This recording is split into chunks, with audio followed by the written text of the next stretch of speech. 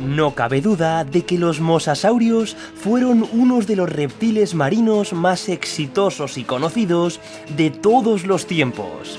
Tras un origen plagado de incertidumbres, se abrieron paso en una época en la que muchos de los depredadores antaño omnipresentes estaban en declive.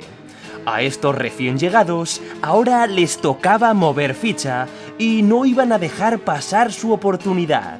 Quédate con nosotros para descubrirlo.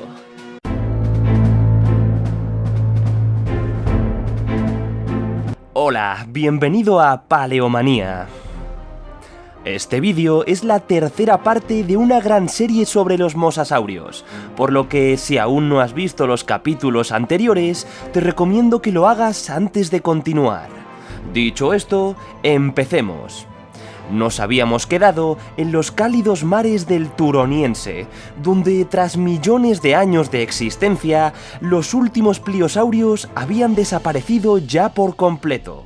Sin embargo, los mosasaurios no eran los únicos pujantes a ocupar los nichos ecológicos que estos habían dejado vacantes, pues por estos momentos de principios del Cretácico superior, había otro grupo de reptiles marinos que también estaba en auge.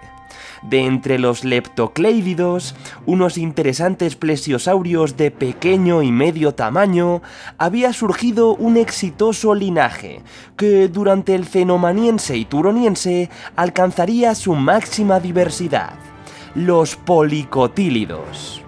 Estos plesiosaurios generalmente adoptarían morfologías pliosauriformes, es decir, con cuellos cortos, aunque durante el Turoniense, en aras de la gran diversidad que tuvieron en estos momentos, aparecieron incluso especies con morfologías plesiosauriformes, es decir, con cuellos largos y cabezas proporcionalmente pequeñas, tal y como nos muestra el policotílido marroquí Tililua longicolis.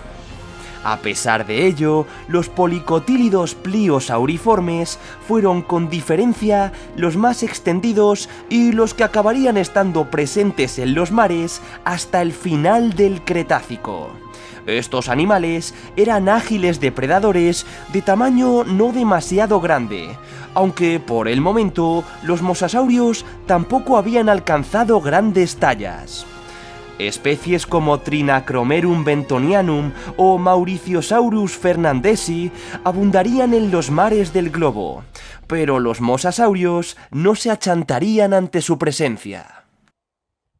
Uno de los mosasaurios hidropedálicos más conocidos del momento fue Angolasaurus bocagei, descubierto en estratos del suroeste africano, que originalmente fueron datados como turonienses, pero probablemente sean algo más recientes. No obstante, lo más interesante de este animal no es su morfología, sino su distribución. Se han reportado restos atribuibles a Angolasaurus en yacimientos turonienses del sureste de Estados Unidos y de Brasil, lo que implicaría que estamos ante el primer género de mosasaurio presente a ambos lados del Atlántico de manera estable. Por aquel entonces, el océano Atlántico era mucho más estrecho que en la actualidad, y África aún se encontraba bastante más cerca de Sudamérica que hoy en día. Pero aún así, esto nos muestra que los mosasaurios estaban ya perfectamente adaptados a la vida marina. Además, en la formación Itombe de Angola aparecerá también uno de los géneros de mosasaurios más conocidos, exitosos y que más nos dará que hablar: Tylosaurus. Aunque el Tylosaurus yembeensis africano aún era algo modesto, se acababa de originar una estirpe de mosasaurios que atemorizará los mares del Cretácico superior por millones de años. Durante el siguiente piso del Cretácico superior, el Coniaciense, tendrá lugar el primer gran evento de diversificación de los mosasaurios.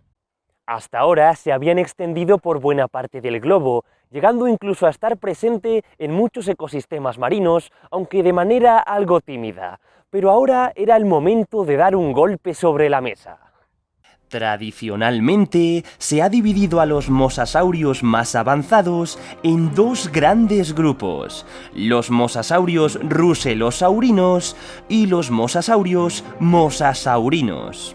Las filogenias más recientes indican que quizá esta división no sea cladísticamente correcta en su totalidad, aunque sí nos permite encontrar algunos caracteres distintivos y asociarlos a claras tendencias evolutivas dentro de los propios mosasaurios. Los mosasaurios ruselosaurinos fueron relativamente gráciles y ligeros, y sus extremidades en forma de aletas estaban mayormente sustentadas por cartílagos. Por otro lado, los mosasaurios mosasaurinos tuvieron complexiones generalmente más robustas y unas aletas resistentes y muy osificadas. Esta primera gran diversificación de los mosasaurios durante el piso coniaciense se debió al auge de dos importantes grupos de mosasaurios ruselosaurinos, los tilosaurinos y los plioplatecarpinos. Ya hemos conocido a uno de estos primeros plioplatecarpinos, al género Angolasaurus, por lo que ahora nos centraremos en los tilosaurinos, donde destaca el propio Tilosaurus. Estos animales tuvieron una curiosa prolongación en los premaxilares en la que no presentaban dientes. Se ha propuesto que tal vez pudiesen utilizar este interesante hocico como una especie de ariete, golpeando a sus presas de manera quizás similar a como hacen algunas orcas actuales. También se ha llegado a insinuar que algunos tilosaurinos quizá utilizasen esta prolongación premaxilar en combates intraespecíficos, es decir, entre ejemplares de la misma especie, aunque el hecho de que ambos sexos la presenten parece ir en contra de esta teoría. Gracias a la enorme cantidad de ejemplares de Tilosaurus que poseemos, podemos reconstruir bastante bien la ontogenia de algunas de sus especies. Y sabemos que este rostrum premaxilar era bastante apuntado en ejemplares inmaduros iba volviéndose más abultado y redondeado conforme el animal llegaba a la edad adulta. En el Western Interior Sea tuvo un gran éxito el joven género Tilosaurus. En estos mares cálidos aparece un interesante caso de anagénesis entre distintas especies de tilosaurinos, Tilosaurus nepeolicus y Tilosaurus proriger.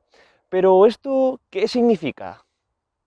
De manera simplificada, mediante la anagénesis, una especie va incorporando gradualmente cambios evolutivos hasta que, tras un cierto tiempo, se convierte en una especie distinta a la original.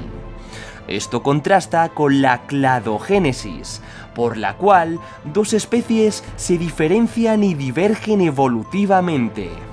En el Western Interior Sea tendríamos una línea anagenética de mosasaurios tilosaurinos, es decir, que la especie Tilosaurus nepeolicus pareció dar lugar al posterior Tilosaurus proriger. Podemos sacar estas conclusiones porque tenemos una gran cantidad de restos de distintas especies de Tilosaurus y de ejemplares en distintos grados de madurez y desarrollo. Esto nos permite reconstruir algunas de sus ontogenias y, tras un arduo trabajo, compararlas entre sí y llegar a conclusiones como la de esta línea anagenética. Al parecer, la posterior especie Tilosaurus proriger evolucionó a partir de poblaciones de Tilosaurus nepeolicus mediante la aceleración del ritmo de crecimiento en su estado juvenil. Esto les permitió alcanzar mayores tamaños y convertirse ahora ya en los indiscutibles reyes de estos mares cretácicos.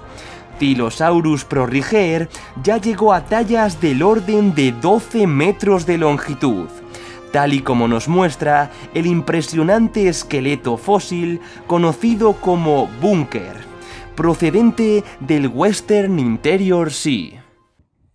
Tras la desaparición de los pliosaurios, se habían abierto nuevos nichos ecológicos, y los mosasaurios estaban cada vez más presentes en los mares del Cretácico superior.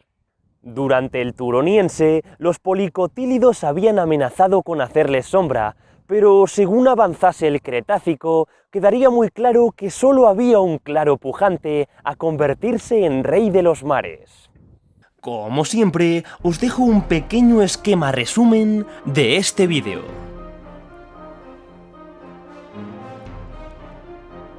Dadle a me gusta si os gustó y suscribíos para no perderos nada del apasionante mundo de la prehistoria. También podéis apoyarnos en Patreon para que podamos hacer más vídeos como este y disfrutar de contenido exclusivo. ¡Hasta pronto!